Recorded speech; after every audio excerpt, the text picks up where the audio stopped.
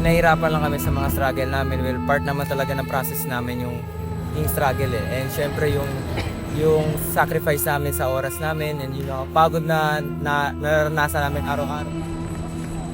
We are doing our very best get the podium and never na po mag-hesitate to do everything just to meet our expectations under pressure.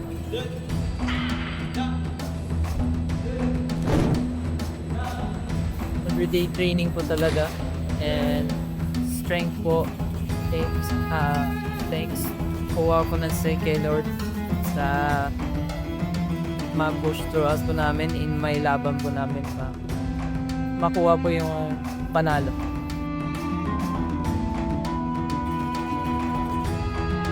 Keep fighting. Hanggang dulo talaga tayo. Kasi alam ko at alam niya rin sa sarili niya na